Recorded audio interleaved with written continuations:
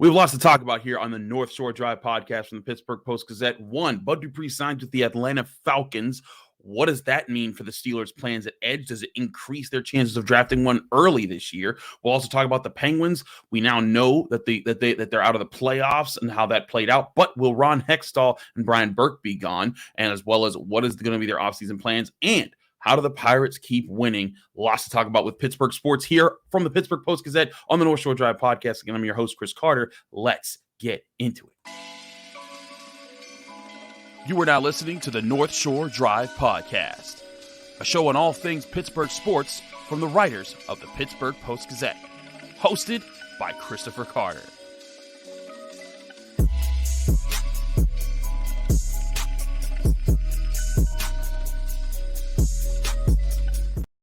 Hello and welcome to the North Shore Drive podcast. I'm your host, Chris Carter. As always, you can find this show on your favorite podcasting app and especially on YouTube. We do this show Monday, Wednesday, and Friday, but we have daily content coming out from the Pittsburgh Post-Gazette. Lots of stuff to talk about, all things Pittsburgh sports right here. Subscribe to us. We're joined by Brian Batko, one of our esteemed Steelers beat writers here. And Brian, just before we fired this podcast up, Bud Dupree signs with not the Steelers, the Atlanta Falcons. And this is still quick time. We're literally just reacting to this in these moments. So we don't have full details on everything right in front of us right now. But this kind of puts the Steelers in a position where edge is more prominent of a need. I thought that they were going to be able to get him. Maybe they can still find a veteran somewhere to come in and be the first guy off the bench at edge. But man, They needed help last year at that spot. Now they definitely need help this year. Yeah, or they could, really hope that their 2020 sixth round pick or 2021 sixth round pick Quincy Roche can refine what made him a guy that the Steelers liked coming out of that draft a couple years ago. Because it's slim pickings right now. There is another edge rusher, outside linebacker type on the roster, Emeka Egbule, who has some NFL chops, but I mean, he's mostly been a practice squad guy, including here last year in Pittsburgh. So you can't count on anybody right now behind TJ Watt and Alex Highsmith. To me, it just becomes a situation at this point where unless they do make an outside signing, and I'm trying to quickly kind of look at the available free agents who haven't signed anywhere here as of April, 14th. Most players are spoken for and accounted for unless they're overaged or injured or retired. So it's difficult to really find a name that makes sense. But I think this tells me that once you get to the third round, even you really can't turn your back on an intriguing outside linebacker type here in this draft. Yeah. And fortunately for the Steelers, there are some guys out there who I think do fit that bill. If you look to edge rushers, first round, a little bit pressing it with all the other needs that they have. Nolan Smith would be an interesting, guy to bring in there. But you could wait till the second or third round. We joked about this earlier, but they signed Nate Herbig, and they love to keep some brothers. And Nick Herbig just happens to be an edge rusher that projects to be a second or third round pick out of Wisconsin, and he could be a fit there. But there's other guys: Isaiah Foskey from Notre Dame, Andre Carter from Army. There's KJ Henry, the other Clemson edge rusher. Everyone's going to talk about Miles Murphy. He's probably going to be a first round pick. There's Byron Young out of Tennessee. There's different guys. They brought in Keon White, who can be inside, but can also be an edge. There's a lot of different options here, but it's going to be interesting to see what do they prioritize, because the big question that's always been had with this also is the thing that comes right next. What do you do with Alex Highsmith's contract? If you draft a guy in a third round where Alex Highsmith was drafted, are you signing Alex Highsmith for sure to an extension and then just having that rookie develop behind him and Watt over the next few years and then just seeing how it plays out? Yeah, I mean, I think that'd be an interesting discussion to have, but to me, it is, Alex Highsmith is the type of guy who's always going to be team first. I think he's going to understand a move like that and wouldn't necessarily bristle at it. Obviously, he'd still want to get paid, but I think you could just easily explain that to him as, look, that's a valuable position for us. You saw what happened last year when TJ went down. You played a lot of snaps over the course of the season. Wouldn't you rather be able to, get a blow a little bit more often we want somebody to come in with there to be no drop off. So I think, especially this year, when you do have an extra pick in that second round, you can almost look at your third rounder as a fourth rounder, your fourth rounder as a fifth rounder, and so on and so forth. So, normally I would advise against kind of overlapping your draft capital in that way at a position where you have two entrenched starters. But, it's been difficult for them to find that good rotational number 3 pass rusher over these last few years.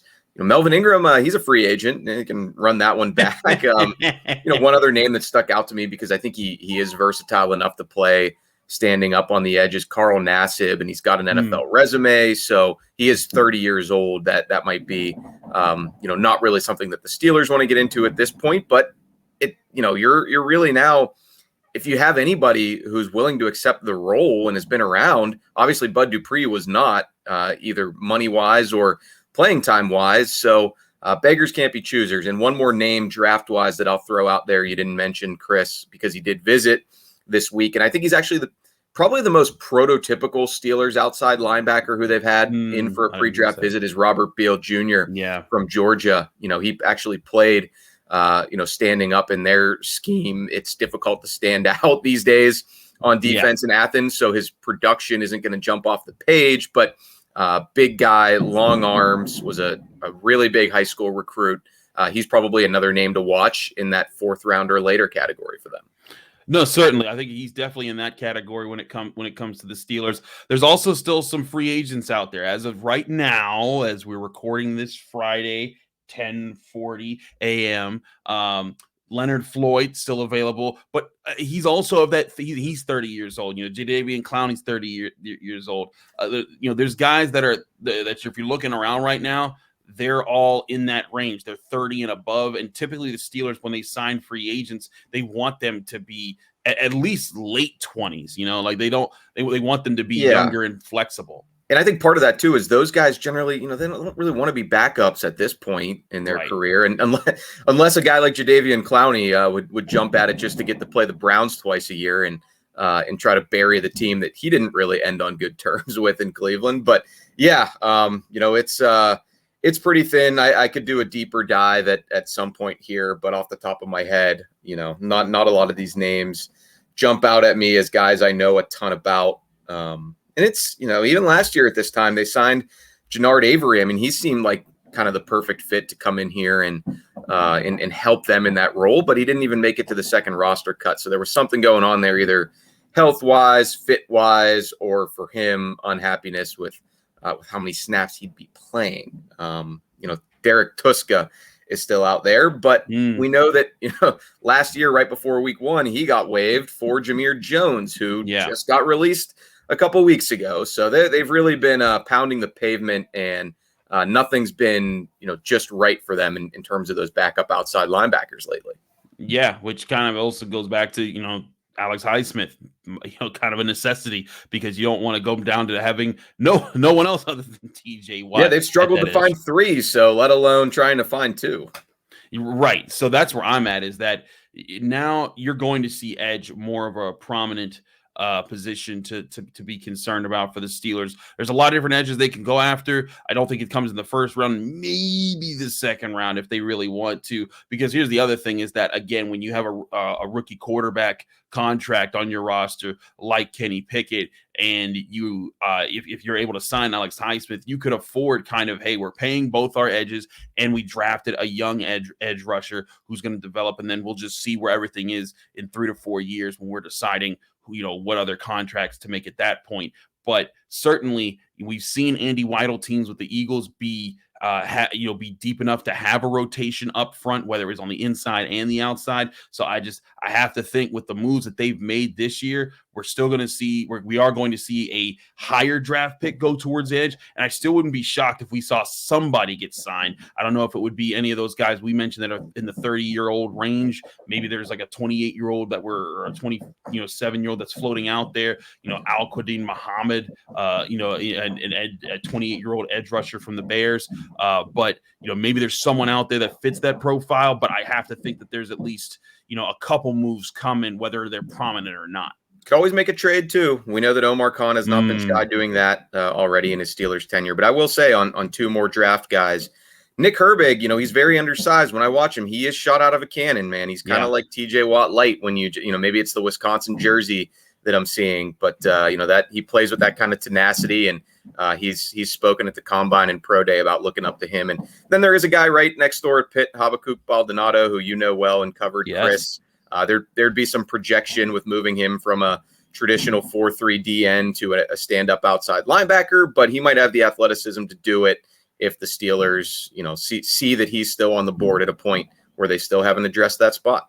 And actually, you're right. I've actually talked to Haba about that adjustment. He said he's more than willing. He's always been a flexible guy. He played a ton of sports when he grew up. He was a tight end in high school, right? Or even a receiver at times. Exactly. So that this is a guy who is flexible, and you wouldn't have to reach that high for Haba. As much as I like him, he's not going to be a guy that's going to be flying off in the third round. They might need to kind of move up, trade some future picks to get a fifth or a sixth round pick there. But Haba Baldonado is going to get drafted this year. And if the Steelers got him, I think that'd be an interesting piece to bring into their edge room with the needs that they now definitely have. Brian, thanks so much for talking with us here. We'll be back with you next week as we keep talking about the Steelers. But we got to change pace. We got to talk to Matt Vensel about the Penguins. They lost their game to the Blue Jackets. That didn't matter, though. They were already out of the playoffs with the Canadians losing to the Islanders earlier this week. But now the question is, and we haven't gotten it as of yet this morning, what's up with Ron Hextall and Brian Burke? When are they being let go? We'll go over all of that in just a minute here on the North Shore Drive podcast. But first, before we do any of that, I want to talk to you about our great sponsors at GameTime.co,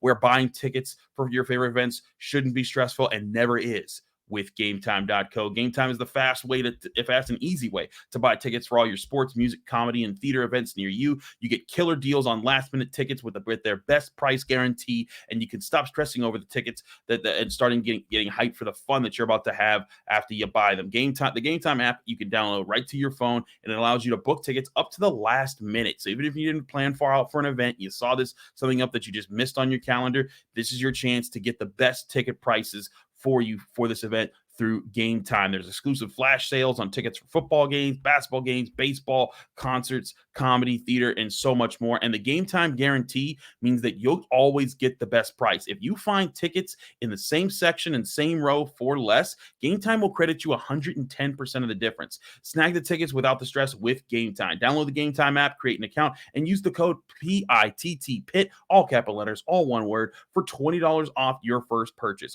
Or go to their website, GameTime.co. Terms and conditions apply. Create an account and redeem code PIT for $20 off. Download Game Time today. Last minute tickets, lowest price guaranteed.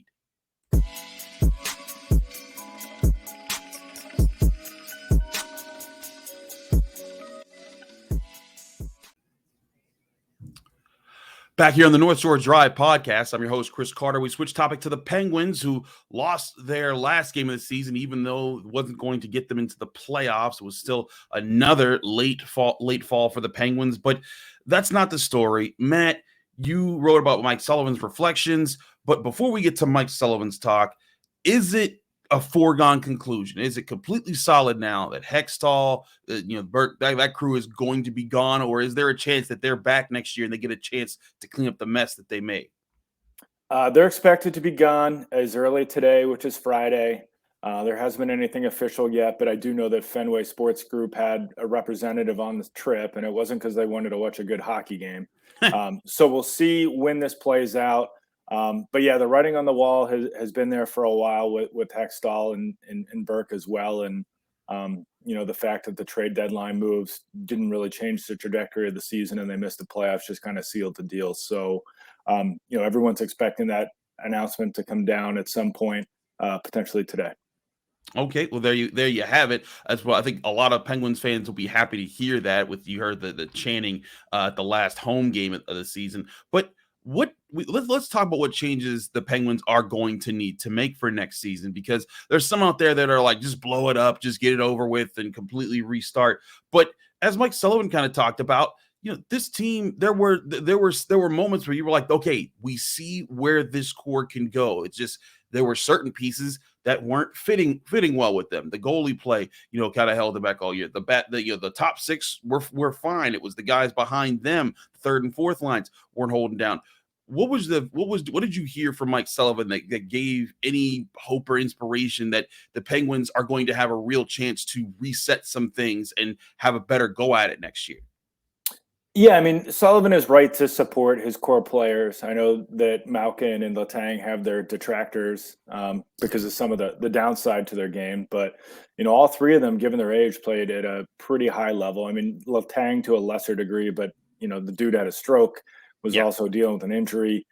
He had some reasons for some up and down play. But, this isn't, I don't think, the core's fault that they missed the playoffs. It's the supporting cast, which is why we're going to see a management change here. So, they're going to have to do a lot of work. I don't know if it's possible to make enough change to get to the point where this team is a legit contender. I mean, I think this team isn't done making the playoffs.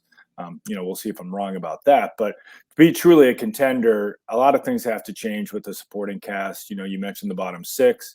The blue line has a lot of uncertainty heading into this offseason. And then there's the goaltending situation where, the Penguins could have a new number one goalie as well. So it's a lot of work to do. And then as far as Sullivan goes, he's expected to be back. I know Fenway Sports Group likes him, thinks he's a good coach. Oh, yeah, they also give him a big contract extension 8 months ago. That has something to do with it. His seat is certainly getting hotter, but I think Sullivan will be back. And if so, he's got to show more flexibility to, kind of altering the way the Penguins play around the personnel that's given to him. I mean, I think he was stubborn to a degree this year, trying to play the way that they played a few years ago. So, yeah, I mean, that's a lot of ifs, but if they can get anything like the seasons they just got from their big three next year, then, if they make the right moves around them, they should be back in the playoffs, and we'll see if they're serious contenders or not. One thing that we talked about all season long, especially when the trade deadline was approaching, we were wondering if they were going to do anything, was that they were kind of hamstrung with the contracts that they had. They weren't going to be able to move guys, get enough value to be able to do anything to really, fill in the holes that the guys that they need to move either in the bottom six or the goalie situation, and make this roster what it would have needed to be to complement what the top six does well and make this team, a team that could be a real cup contender. There were very slim chances of that. You and I talked about that in the middle part of the season. What are things that can be done now that the season's over? They're probably going to clean house with the front office and bring new people in here. What do you think are some top objectives that the Penguins have to cross off their to-do list? Yeah, I mean, that's what made it so unbelievable, the moves at the deadline. I mean, Hextall got a gift when the Blues picked up Kapanen off waivers. They were able to unload some salary with Brock McGinn too. And then Hextall turned around and just somehow made the situation worse by trading for Michael Granlund and giving up a second-round pick to do it. So to create space, I mean, they're looking at approximately $21 million in cap space right now per cap friendly, but that's without a starting goalie. That's with Brian Dumoulin and Jason Zucker also being free agents. So a lot of holes to plug, not like an impact player waiting in the minor leagues, in terms of creating space. Jeff Carter is one that everybody wonders about, but, he signed a contract, a 35-plus contract, which really hamstrings them. Like if he retires, his cap hit still is on the books. If they waived him and sent him to the minors, his cap hit is still on the books. The only way they could potentially move on from him is if they traded him, but he's got a full no trade clause. So we don't know if Jeff is going to retire or not. Maybe if he did opt to retire, they could dump his contract somewhere, and that would be a way to get out of it. So that's just like one of the many things they have to worry about. Granlund as well. I mean, they gave up a second round to get him. It might take a second round pick to unload that contract, which has $5 million left on the next 2 seasons. You can maybe look to move Jeff Petrie, but then you have to replace Jeff Petrie. I know he wasn't great, but he was pretty good and played a lot of minutes. So no real easy answers here for whoever's running the show next year to kind of get this team turned around and put the right supporting cast around Crosby and them. It certainly seems like that. You don't have as many options. I think I saw Letang, boosting up the idea of bringing back Dumoulin. What is your thoughts on bringing back some of the guys who are going to be free agents versus just, you need to go out there with that $21 million in cap space and bring in new faces that are going to change things for the Penguins? Yeah, I mean, we'll start with Jari. He said last night, 1, that he wants to be back, and 2, that he's been dealing with injuries throughout the year, which we knew. He said he's still dealing with a lot of stuff. He said, there's been whispers about him having like a chronic injury. I think it was to his hip. You do wonder how that affects him, but I think they got to move on one way or another. I mean, injuries are some things some guys can't control, but this makes it 3 years in a row he let the Penguins down when they needed him. Problem is, free agent market isn't that great beyond him. Zucker's a tricky one. We didn't really see his full potential or anything close to it because of injuries, and then this year he finally stayed healthy and was great. I mean, not only did he produce, he was the one guy who at least visibly seemed to be carrying every single night, one of the few. But trading for Granlund kind of like took the money that might have been earmarked for him and moved it to Granlund. So he said he wants to be back, but he also said, "Hey, it's out of my hands." And then Dumoulin, I don't know. I mean, even if he wanted to come back at like the most team-friendly deal, he just looks cooked, and he's a great player. He's an important leader. I mean, anytime the big three are out of the lineup and they need to have someone else put an A on the sweater, it's him, which says a lot about how respected he is. But, his play has declined in large part due to these just lower bodies injury over the year. I mean, he had that nasty, I think it was an ankle injury 3 years ago. So, I think the Penguins have to move on. They have P.O. Joseph, who could maybe step into more of a role. Marcus Pettersson's been really good. But at least Dumoulin's a lefty. It's a lot easier to find a lefty. So, I think realistically we could be talking about all three of those guys being gone. Maybe they find a way to bring one of them back. That's going to be tough. And then, we'll see. We'll have to see what the free agency pool is going to be like once other teams make their cuts and we see how that plays out. But it seems like the Penguins have a real steep hill to climb to figure out how they're going to complete this roster. Matt, thank you for all your great coverage you've given to the Post-Gazette all season long. I know that you're recording right now in Columbus. You got to drive back, and the Penguins, they're doing their locker clean out and their final day tomorrow on Saturday. So you'll be there covering that. What are your final thoughts about what this team, kind of turning the page on this season and what this team could actually be if there is a bright side and a hope to see more excitement with this core still intact? Yeah, this season will be remembered for the league's oldest team, a team with, I think 9 guys who had Stanley Cups on their resume, that was just unable to close out games and had so many letdowns in those key moments. And it's just kind of hard to explain. You do wonder which guys just getting older. Maybe there's less of a margin for error for these guys, but just the mental miscues with this veteran club, I think, it's going to have Sullivan and the players, scratching their heads for years because there's really no good explanation for it. So with that, maybe the hope is that, getting this, early off season for some rest, maybe kind of a wake up call of sorts. Maybe they come back with the focus that they showed previously, and that's something they can control.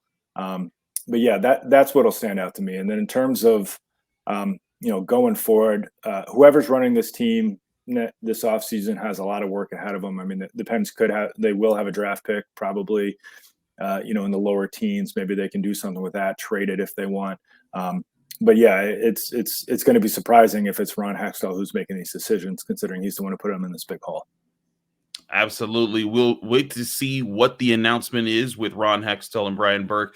You get all that coverage from our team at the Pittsburgh Post-Gazette, post-gazette.com, to get to our continued coverage on the Pittsburgh Penguins. Matt, thank you so much. We got to switch pace. The Pirates won 5-0 over the Cardinals starting off that series. Even though they lost the series to the Astros, there's a lot of things to be looking up at right now. We'll talk with Jason Mackey about that in just a minute, right here on the North Shore Drive podcast here from the Pittsburgh Post-Gazette. I'm your host, Chris Carter. We'll be right back.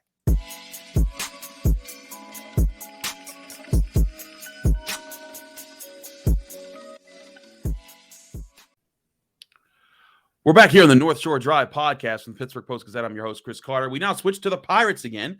It's Jason Mackey. He's out there in St. Louis in his hotel room. We thank Jason for making time after the Pirates' 5-0 win over the St. Louis Cardinals. Lots to talk about with what's been going right there. But Jason, one thing that you've been saying is that this is a fun bunch, and this is a bunch that this is a group and a team that you've been getting behind. People are going to love to see. You tweeted about the vibe outside of the clubhouse after their 5-0 win last night. Talk about what you meant by what you were hearing. Yeah, so you could literally hear and or feel the music post game, and the way Major league clubhouses work. Like if it's a loss, you can hear a pin drop, right? Nobody talks. It's like the scene in Moneyball. You hear that? That's what losing sounds like. And then if you win, like all bets are off.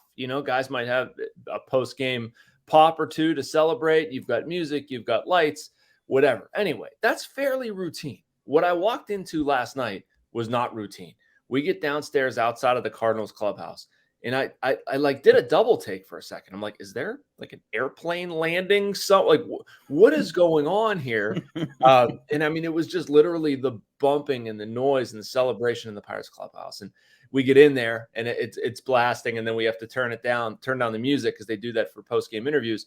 And everybody, you hear them from the shower like, boo, boo, you suck, like jokingly, and then a couple 4-letter words. And it's fun, man. Like these guys are so united in doing this. Like, they love talking. Well, I shouldn't say they love talking about it because they don't say it a lot publicly, but like how nobody expected them to do this. And they love disproving people. And they believe in the group that they have, and they should. And it's setting up really well because they have a lot of young, fun, and exciting players mixed with some quality veterans.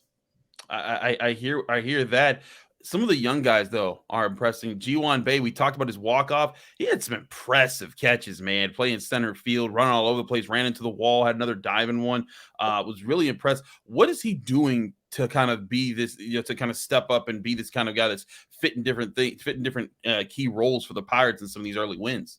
Yeah, that catch last night into the wall was something, man. Wow, I was watching that thing live, and I think I let out. Oh, I definitely worried that he was going to be okay. He is, but I mean, what he's been doing to fill these different cracks. I mean, he's taken better at bats. You saw it with the walk-off homer. Bay early on in spring training, I don't think the majority of baseball fans in the city saw it because they didn't have a reason to really pay attention. But like, he just put way too much pressure on himself. I think he saw the opportunity ahead and was just swinging out of his shoes. He's dialed it back. That's been very noticeable. And the other thing he's doing is just using his athleticism, speed. You saw it on the catch in Boston. You saw it on both catches last night. Like the dude can legitimately play 3 different positions. He's so fast. He's so athletic. And the other thing I would point to, or the last thing I would point to, Chris, is just with Bay's excitement, energy, whatever. Like I believe there are certain guys in sports, doesn't matter what it is, like they just have something that they bring that teammates feed off of them. They're entertainers. That Derek Shelton has said that Bay likes the bright lights. I would agree with that. Like there's just this magnetism. I think that's a word. I hope it's a word that Bay has that other guys don't. It's just so fun to let that just go. And I hear you. It is fun to let that kind of stuff go, but I think what's starting to come up, at least in these early games, and I know baseball is a very long season, and this has been a short sample size. They're 8-5 though, and there's a lot to be excited to see at least a hopeful start here for these Pirates. But like you're seeing guys step in. Brian Reynolds was pinch hitting in this game, so he didn't come in. But we know McCutcheon and Santana, they're guys, they're going to get their reviews. But you had guys like Connor Joe step in. He came in with a home run. Then you had Rodolfo Castro stepping in, and it seems like it's coming from different directions. And what do you think is helping manifest success from other guys up and down the lineup for these Pirates? Yeah, I'm glad you brought that up, Chris. I think that's a really important thing with all good teams, but especially the Pirates right now. And we're seeing, I would even point to things like Rich Hill had 2 lousy starts and then turns it around in his last one. Vince Velasquez had 2 lousy starts, turned it around last night. He was really, really good. Brian Reynolds gets a day off. Carlos Santana has 2 doubles and gives them some offense there in that spot. O'Neal Cruz goes down. They need some left-handed power. G-Man Choi and Jack Sawinski homer. Like when you're able to account for those losses, man, like that's such a big thing. And it's not one guy. It was Brian Reynolds at times, and it's going to be Brian Reynolds a lot because he's really good. But like it needs to be Santana, Choi, Andrew McCutcheon, Connor Joe, Jack Sawinski, Rodolfo Castro at times. Like it has to be spread around. And the Pirates, by and large, had gotten it done in the bullpen. Their starting pitching has been pretty good. Like if you think about it, the only game the bullpen really struggled was the one where Rodolfo Castro should have made a play at shortstop and he didn't. And I don't even blame Castro. Like I think he's playing out of position at this point. But their bullpen has been really good at holding on to leads. When they get good starting pitching and enough contributions up and down the lineup, It's what I'm saying a lot of times with this team, where they're not asking for the world. That's not too much. Like, we want you to catch it. We want you to get decent starting pitching, a decent bullpen, hit enough to fill in the cracks. The Pirates are capable of that. That's not a 100-win season. It's not a 100-loss season, but it's going to show progress at the end of 162. I agree entirely. And that's the thing, all we're looking for from this year, I think, from the Pirates. No one's expecting this team to go all the way and do anything like that. But if this team shows that, hey, these have been some rough years, but here's some success coming. Here's a 75 ish win season, and if they could get close to, if they can give you even the hope that they could get to 80 wins this year, fans, I think, will appreciate that, and they'll start to show up and start to fill out PNC Park. There's already legitimate excitement around this team right now. And again, it's not just that they're winning games; they're likable. Like what you're saying, that the personalities are coming through. Looking forward here, Jason, before we get too ahead of ourselves to talk about the Pirates, they got 3 more games in St. Louis. They got a night game tonight on Friday, and then 2 afternoon games this weekend. How do you see them matching up with these Cardinals throughout the way? Is there, do you see them definitely winning this series? What's their standing right now with how the Cardinals have looked? Chris, this series should be winnable for the Pirates. The Cardinals are not playing terribly well. And right now, at least with the way the pitching stacks out, it really is in the Pirates' favor. I'm curious to see what Johan Oviedo does tonight. I talked to him last night. He's obviously a former Cardinals farmhand and broke through pitch parts of 3 seasons with them, 2020, 2021, and 2022. But he's never pitched at Busch Stadium as a visitor. And I tried to go into it and talk to him about that, and he wasn't having anything of it, was just more focused on his job, which is fine. But anyway, he goes tonight. You get one more Mitch Keller start. They didn't have to use David Bednar last night. As I said earlier, the Cardinals are not playing terrific ball right now. Like, the Pirates absolutely have a chance to take this series. And I want to daydream for a little bit when you're talking about how these guys match up. What if the Pirates take 3 of 4 from the Cardinals? We saw them play the Astros tough. Okay, whatever. Take 2 or 3 from the White Sox. Sweep the Red Sox. Like, now you're doing it in your own division. You go to Denver. That's a team that's beatable. I don't know, man. I am admittedly getting ahead of myself, but I think people are starting to take notice of this team and thinking like, wow, these guys don't suck. These guys are pretty fun. I'll watch them. It's like that part of them in Major League where the guys everyone's looking. They're like, it's not there. These guys aren't that bad, Still don't know exactly what it is.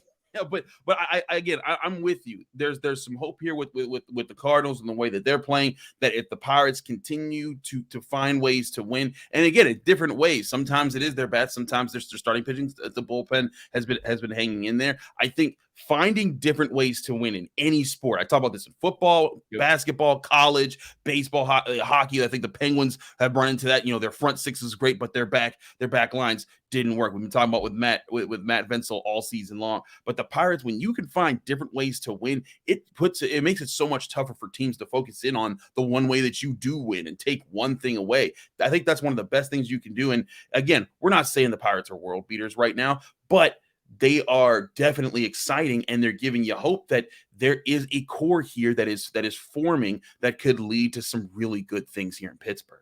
Yeah, and you know what else I like, Chris? We saw it last night. The Pirates set out this offseason to improve their on-base percentage, and they've done that. We haven't talked about it as much. And where that manifested last night, Jordan Montgomery was the Cardinals starter. Really good pitcher. And things weren't coming easy to them. For the first, 5 innings or whatever, they weren't getting much going at all. And I could be off on numbers a little bit. I usually rely on my scorebook, which is not here. But anyway, you get the idea.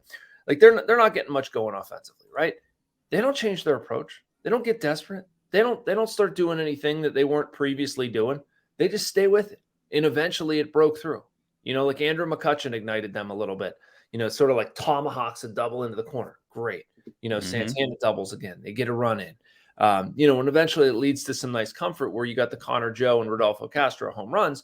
But that's what a team like the Pirates has to do. And I saw so many Pirates teams where, like, if they don't score early, guys are swinging out of their shoes, or they're down like 6-0 by the 5th inning because their starter's gotten blown up and they're already into the bullpen.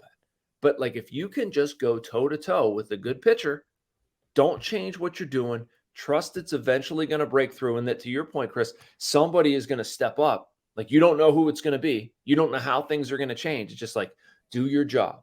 Go to the box, see pitches, stay in your approach, don't deviate. If you make an out, you make an out. It happens. Baseball's a game of failure. But it's so much different. I struggle to find the words to describe it sometimes, but that's what it is. Like, it is 180 degrees opposite of the baseball I've watched for the past 3 years. Well, hey, that's what Pirates fans, I think, want to hear here in Pittsburgh. He's Jason Mackey. You can find all his great coverage at Post-Gazette.com. Three more games, Friday, Saturday, Sunday in St. Louis, and then a quick turnaround. Are you headed to Colorado right away? Oh, yeah. Not right away. I'm going to have dinner here Sunday night, and I fly out Monday morning.